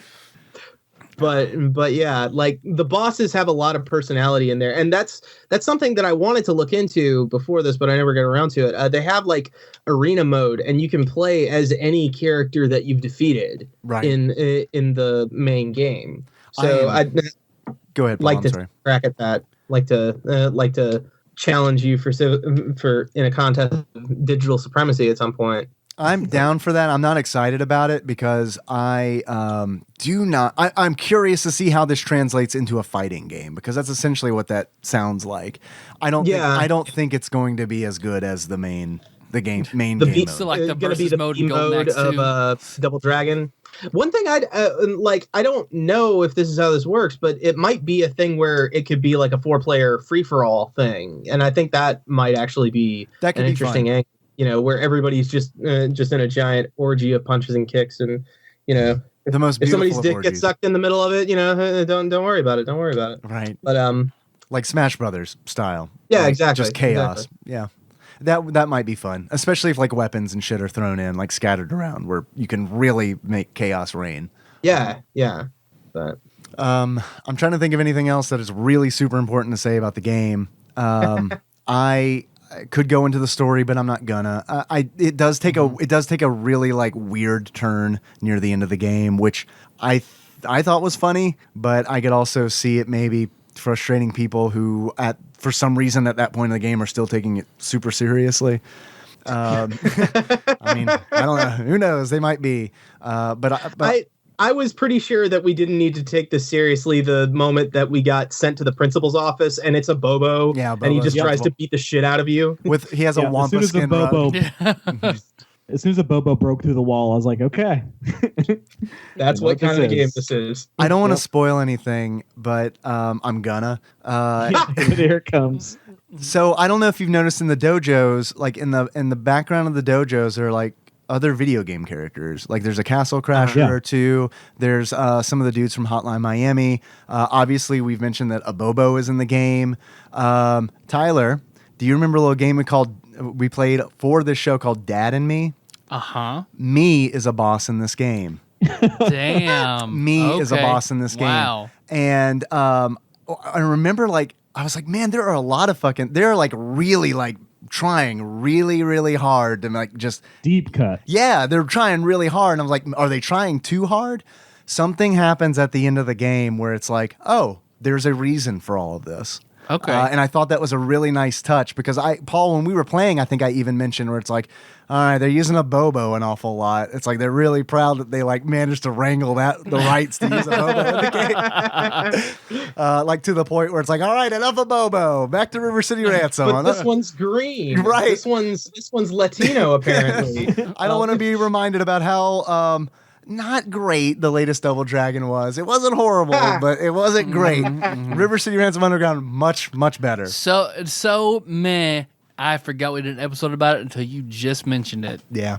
And you know what? I actually feel bad that I defended that game as hard as I did. After playing this, which it should have been like? After playing this game, I honestly, I thought about the last episode that we did. It was Double Dragon. I don't even remember if it was 4 or 5. 4. It was Double Dragon 4. Thank you guys. And I remember, man, I was thinking back to that game as soon as I was done with River City Ransom Underground. I was like, that Double Dragon 4 was actually pretty bad. Double Dragon 4, that is being too married to the original. and a really short experience. Like Double Dragon 4, I think I finished in 2.5 hours, and I'm not interested in going back to it. Yeah. Especially now after playing River City Ransom Underground, which I have sunk 32 hours in, and I will gladly. I mean, I don't know if there's an end to how much time I'll put into it. How? I know it sounds crazy, right? It's just How many games reach that tier for you? Not many, man. Not many anymore. Not many anymore. Yeah, definitely being the operative in that. This is a game where it's. I mean, I know that I'll go back to it, and I know that I'll put. It time just checks all the right boxes for you. It does, and like all the things, like all the missteps that I think the game has, almost all of them, I think will be even easier to overlook playing through it in the future because I know that they're there, and now they're avoidable. And they're still patching stuff and still making improvements to this game. Yeah, because there was one mission that was nigh on impossible in single player that they kind of patched out. Well, they didn't patch it out, but they made it less crushingly difficult because you got to take milk across town. I read about this one. Oh man, yeah, I didn't get to do it before they patched it, but it sounds like if it gets broken, then you have to start all over. So if you get hit or if you get knocked into it or it gets kicked, do it again. So they changed it to where I think you can take 3 hits now, which is reasonable. It's still kind of difficult, but if you know what you're doing, you're okay. You know, that is the quests in the game that was a big complaint that I have about the game. This is a game that is all about fighting, and that is the fun part. But the quests are about chasing bosses through tunnels and carrying milk from one part of the city to the next, which neither there are honestly 4 chases. There are 4 quests where you have to in order to progress the storyline, you have to chase a guy.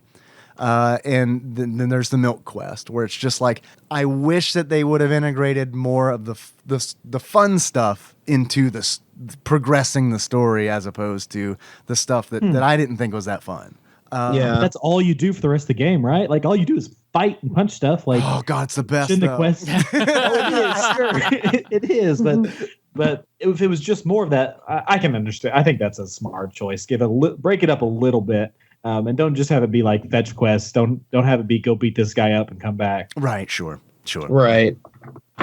What? No escort missions? You escort milk. That is the escort mission. Yeah. Milk should have a health bar. Yeah, it's almost as frustrating as trying to help the survivors in Dead Rising 1. Not quite as frustrating, but almost. 30 minutes of that game and I was done. I wanted to play it so badly, but it's just immediately blood just dead. Okay, nope. That is an unforgiving ass game. Yep. Yeah. Yeah. Aren't all ass games unforgiving though? Those fucking ass games. Ass games. Tearing ass, forgiving ass.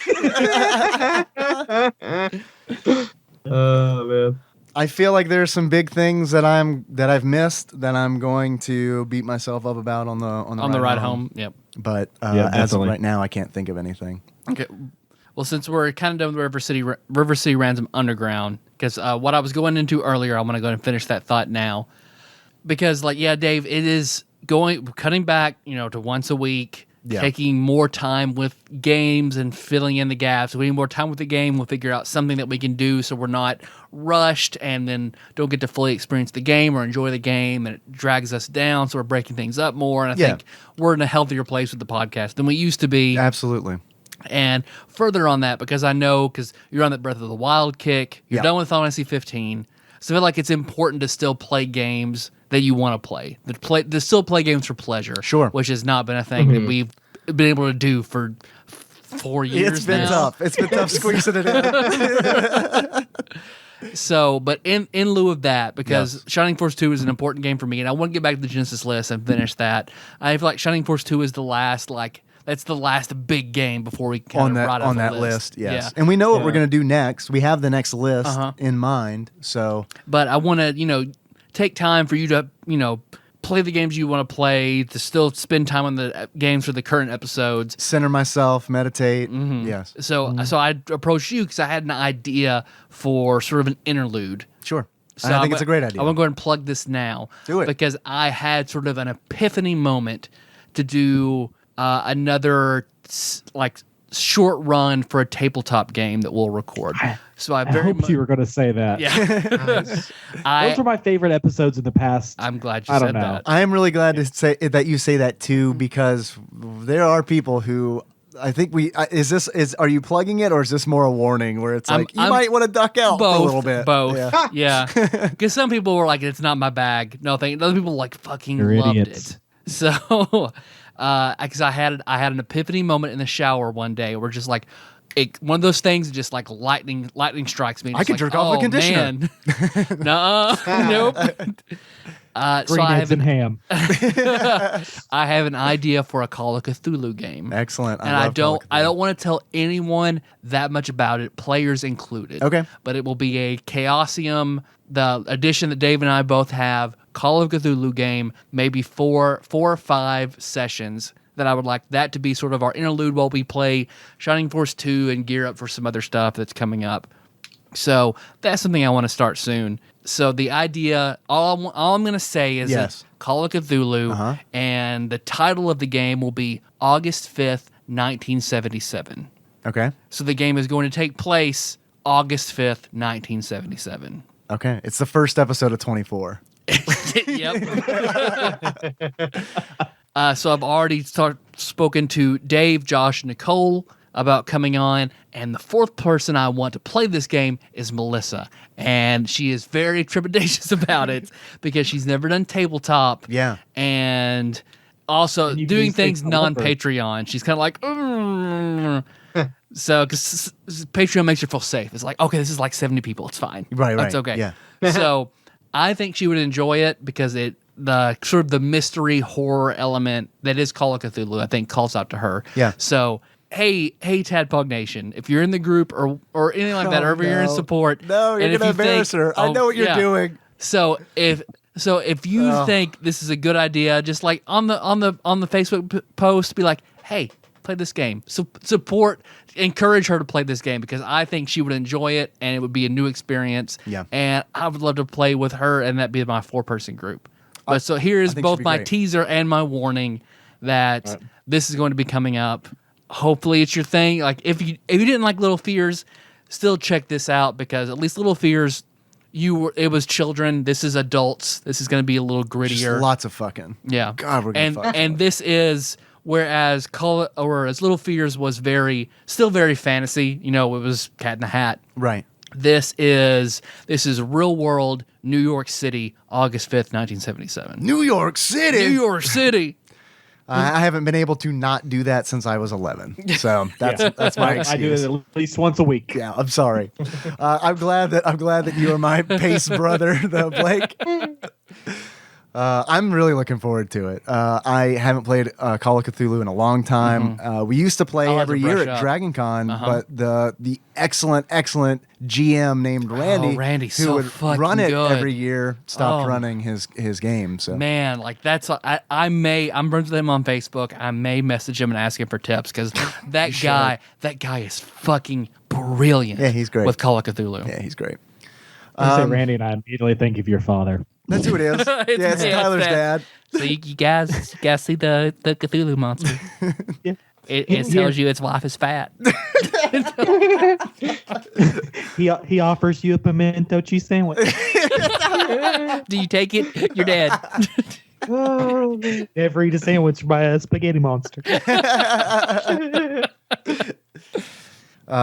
Blake, Paul, do you have anything that you want to add before we close it out? Yeah, I do. I'm first, Paul. Get out of the way. I just have a little thing. So I am playing Diablo 3 again. And trying this shit again. I know. I am. I need someone to play with. The new season starts on Friday night, and I want someone to play with because playing games by yourself is boring. I'm going to do it if I have to. But if someone wants to play the new season of Diablo 3, holler at me. Will Laura Beth not play with you? Oh, God. Stop. She used to play Carcassonne on the Xbox with me. That's the extent. Nice. That's not bad. Yeah, that's pretty great. But she doesn't want to fight the devil with you? Not at all. Have you posted in TADPOG Nation? Twice. Oh, you have? Oh. No, I did That's not true. I did it once and did it on my own Facebook page once, asshole. I was legitimately curious. I hadn't seen a post. So Listen, to get someone to play a 4-year-old game with you is kind of hard. yeah, season 10? Christ. That's a lot of fucking seasons. Someone please take pity on Blake and play Diablo 3 with him. I'll text McWayne. I bet he will. There I you know go. McWayne still plays sometimes. And if you do want to play and you put something out there and I don't respond, it's because I don't want to play with you. Fair's fair. Yeah. I'm not that desperate. Some of y'all motherfuckers are weird. Damn, Blake is Weird. thirsty. I'm just saying, TADPOG Nation is a strange bunch of people. I'll run the best Diablo game. It's gonna be the best. My sorceress is fucking huge. Planet Demon Hunter. Whatever. All right, Paul, what are you going to say? I love that was met with silence. Oh man, yeah, I don't have anything in particular. All right, so Blake didn't interrupt you. I'm not gonna beg for partners. I'm just playing. But but yeah, I mean, I'm sure that I'll think of stuff. I'll just post below the episode if I think of other things to talk about. Excellent. How's that sound? I think that sounds great. Tyler, this game has achievements, so I didn't come prepared with achievements. I did forget to do achievements for Ultima Online, which I had prepared. Oh, so I can give you about that those too. if you want. Yeah. Or we can wait till Ultima Online Part We'll wait 2. for part Let's 2. wait.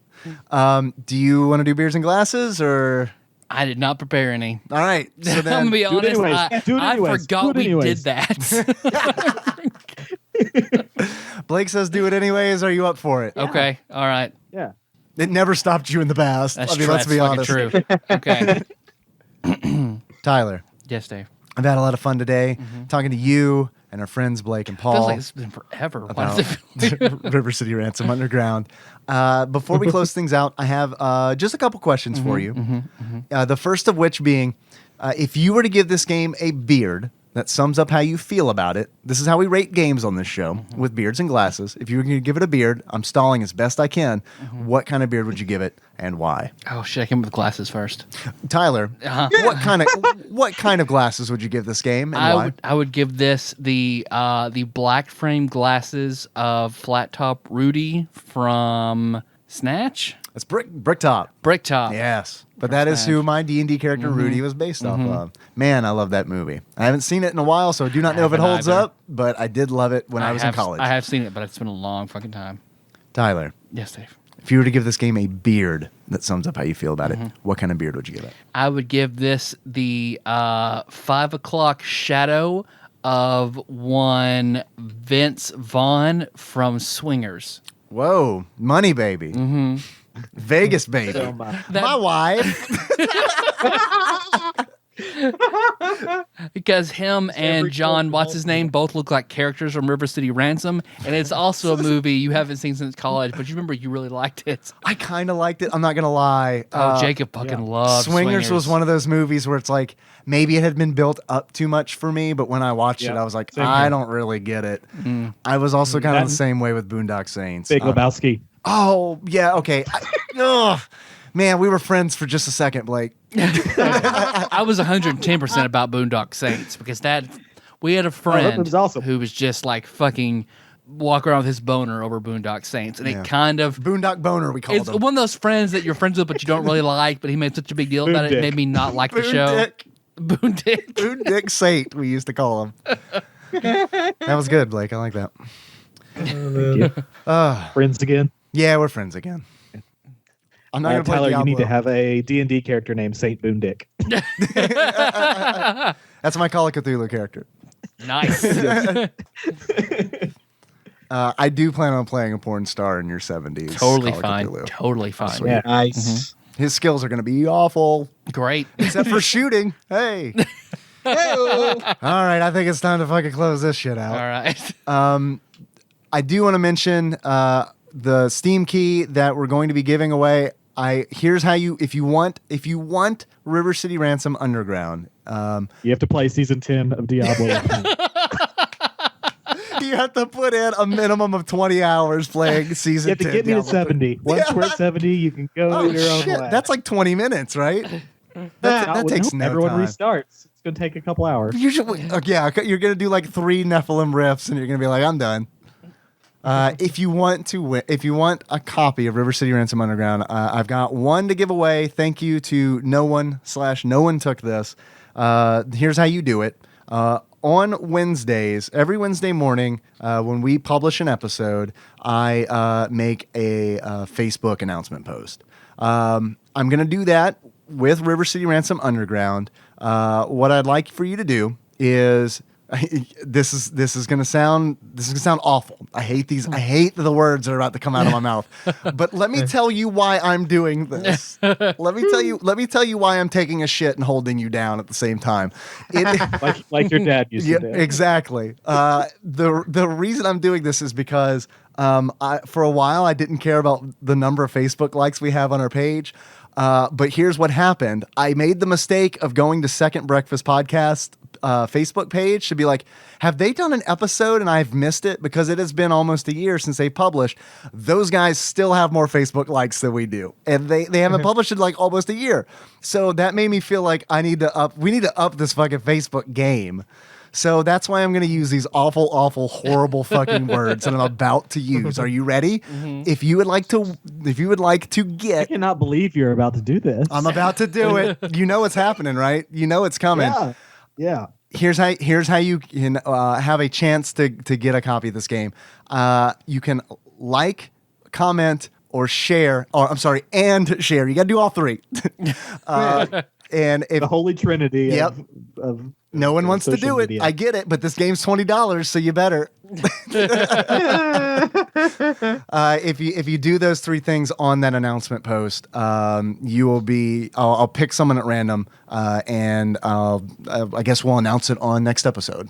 And I guess maybe I'll also post it in that Facebook post. You want to roll a D100? I'm not sure. It's going to probably depend on how many people I've got to choose from. You think it'll be more than 100? No, I do not think it'll be more than 100. But we will see. And here's the other thing. I said I was going to announce it in the post. I'm definitely not going to do that because I'm not giving this game away to a fucking bot. That ain't going to happen. Yeah. So we'll announce it. We'll announce it on the show. And then if we don't hear from that person, we're going to do it again, baby. Sounds great. I'll roll those dice again. So I'm super, super sorry that you had to hear me say the words like, comment, and share, but it just happened. It works for a reason. If you could just smash that like button, guys, I'd really appreciate it. Just get on in there. Just like and subscribe in the lower left-hand corner. Mm-hmm. Right here where I'm pointing. So, oh God, I feel dirty. You should see a link about right here. But why do you keep pointing at your dick, Tyler? Look, this is just I've accepted that this is a necessary evil. This has to be done so that we can promote the show. And then don't forget that we'll send you free stickers. Am I sounding thirsty yet? It's good. Great. Good. Okay. I'm just trying For to a good cause. Work real hard. That's all I got. Well, thanks for listening, everybody. You can find the show on iTunes, SoundCloud, and Stitcher. Hey, you want a t-shirt? Those are still up on Amazon. Just search for TADPOG. Yep. You want to help us out with 5-star iTunes reviews? We've been pushing that. That's a thing you can do. Yeah, you can do that. We've been at like 168 for a while, so if you want to do that, awesome. Love it. Thank you. All it's going to take is for me to find a podcast that we are semi-related to that has more 5-star reviews than us, and I'll be on that train again.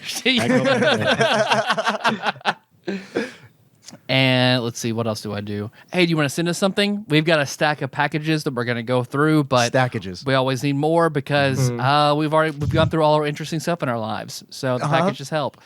So if you want to send us something, or if you want free stickers for that self-addressed stamped envelope. Yep.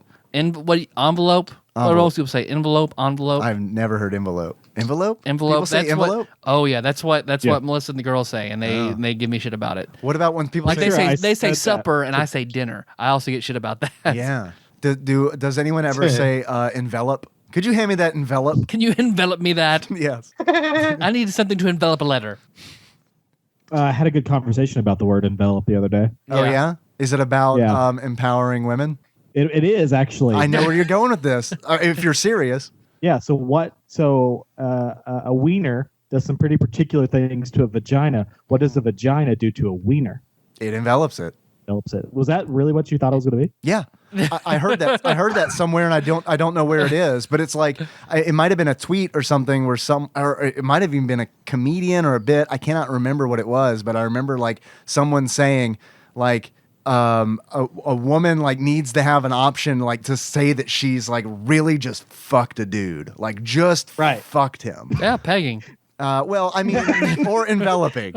Like but it can't be. It can't be a masculine word. Like it can't be some like you can't just reuse that a word that's used for the wiener. Like it needs its own word, right? Yeah, envelop is what is. That's envelop. I wish I could remember where I heard that because I mean, immediately when we got on envelop, I was thinking about fucking or being fucked, I should say. Right. You can send anything to We're always thinking. TADPOG Studios, care of Nicole Nance, P.O. Box 3785, Paducah, Kentucky 42002. We got that Patreon. We do. We have a Patreon. You can find us at patreon.com/TADPOG. Hey, did you enjoy this? It was okay. Even if you thought it was just okay, I'd appreciate it if you would go to patreon.com and give us $1, please. That'll give you access to all the bonus episodes that we've recorded. In the one that we need to record very quickly to get up for this month. Spoilers, that's probably going to be late. But we'll figure something out. We'll figure it out. Yeah. We'll figure it out. Don't worry about it. I think we could cushion the blow by also releasing Sesame Street Fighter. That's what I was thinking too. But we cannot rely just on Sesame Street Fighter. Oh, no. There'll be a bonus. We're like, hey, if we're a little late, here's this. Which we're definitely going to be a little late. Yeah, probably. We'll talk about it when we're done. But I want to take a moment to thank some people who have recently donated or upped their pledges, starting with Exalted Lord Mike of Purdue. Recently updated his pledge, riding that penny train. What's he up to? I just archived the message, so I'm sorry, I do not know. It's sizable, though. It's sizable. I can tell you that much. I'd like to thank Platinum member Brett Miller for recently upping his pledge and for also hanging out with me on Twitch and chat. Thanks, dude. Riding that a little bit more than a penny train. Let's see. We've got... I'd like to thank Shane Davis. The good one. The good Shane for recently upping his pledge significantly. Shane, thank you very much. I'd like to thank Sean Reynolds for... he's a new donor. We don't get to say that a whole lot, but it's really great when we do. Thank you, Sean. I hope you enjoyed the bonus episodes, especially the one that's going to be late. I'd like to thank my very own cousin David for pledging a very significant amount. Thank you very much, dude. He told me the other day that he had been meaning to do it for a very long time and just hadn't. And I said, well, enjoy all the really gross shit you hear me say. Zach, if you're listening... He plays a good ranger, by the way. Yes. Yeah, he does play a good ranger. Future brother-in-law Zach, if you're listening, also if you want to hear me say really gross shit that I can never take back, just give me $1 every month. I'd like to thank Persona Warrior Cody for recently upping his pledge, riding that penny train. Thank you very much, sir. And I'd like to thank our very own Trash Bear, Joseph E. Willard III, for upping his donation, riding that penny train. You thought I was done, but I'm not. I'd like to thank Logan Burl for upping his donation significantly. Thank you, Logan. And... Finally. But not least, I'd like to thank beloved Adam for his recent Patreon donation, which is sizable, worth the wait. Yep. Thank you, Adam. That is all that I've got. That was a lot. You guys are fucking awesome. That was a lot. You guys are amazing. fucking awesome. So You guys are making bank. I mean, we're working on it. We're working on it. It's weird to hear you say that because it's like, people do ask from time to time, like when I tell them that I do a podcast about video games, they're like, oh, do you make any money doing that? And I'm like, well, I mean, yeah, I do. People pay us, people donate. And it's always a weird thing because they're like, how much do you make?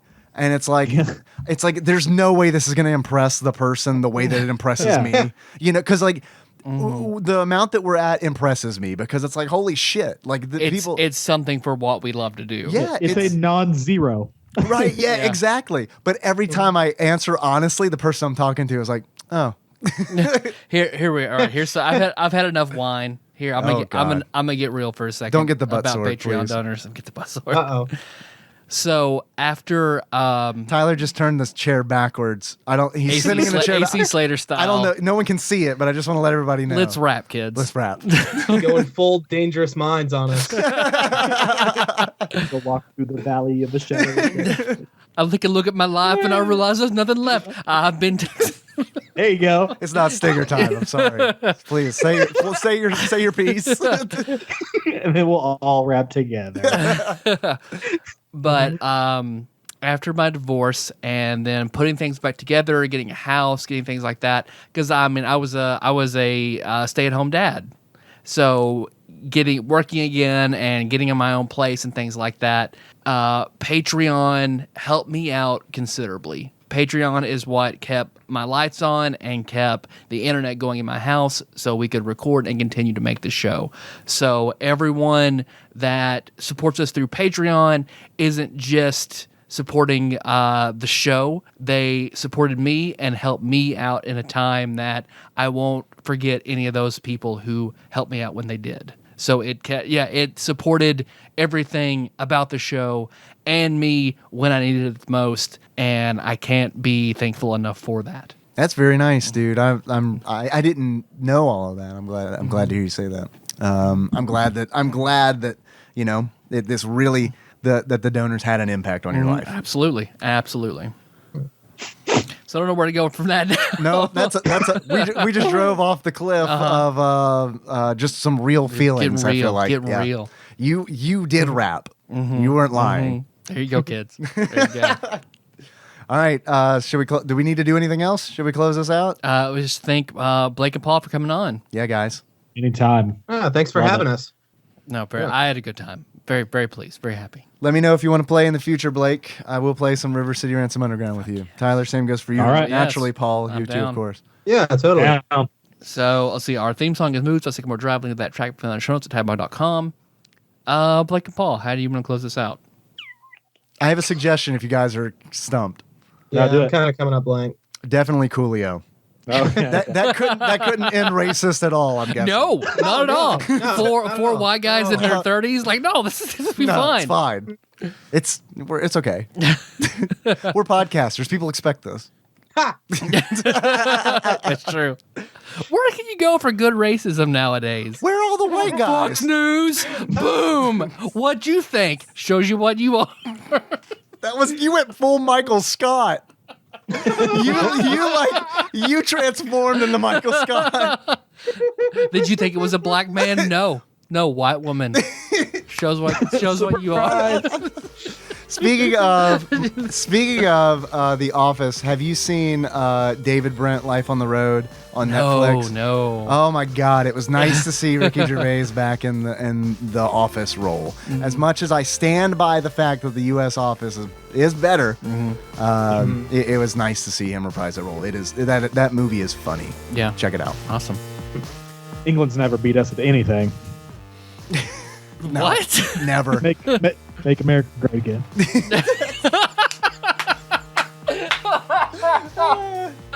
Oh, I miss you. All right. So until next time. Oh, we're doing it up with Keaton and Cal. Tropical Capricorn. Capricorn. I didn't hear Blake and Paul try. It's like they don't want to hear they don't want their wives to hear them shouting in a room in Coolio's voice. Oh, Keaton and Cal. I was waiting for some kind of cue that people would start talking, and then it didn't happen. I never wasn't willing happened. to do it for myself. That's how we roll. Come on with that.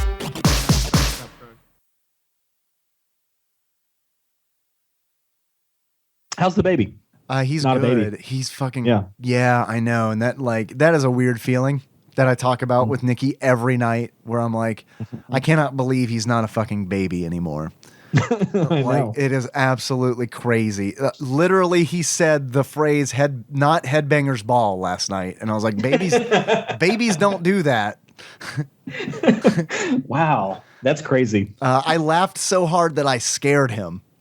Because we were putting him down for bed, and he gets like slap happy and stuff, like when he gets Right. tired. So he was like all wiggly and like we haven't drunk. Yes, and we haven't cut his hair yet, so his hair's like long, and we both love Hippies.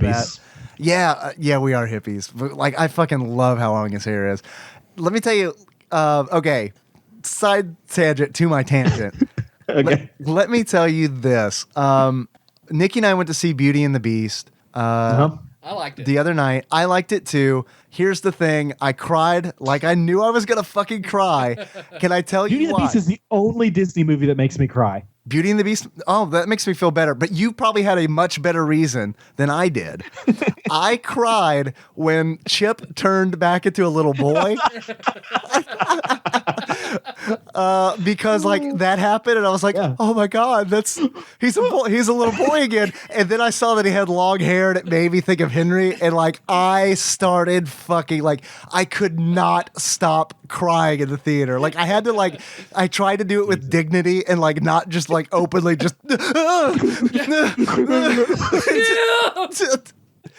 So Boy! so I totally cried at Beauty and the Beast. I can't remember how I got there. Oh, right. He's got this long hair, and he was slap happy, and he was like essentially headbanging while Nikki was holding him, trying to put him in bed. And she said, "Henry, this isn't Headbanger's Ball." And he looked right in her face and said, "Not Headbanger's Ball," and started headbanging his head. And I laughed so hard that he looked at me like my insides were coming out. Like I saw like a look of concern on my son's face.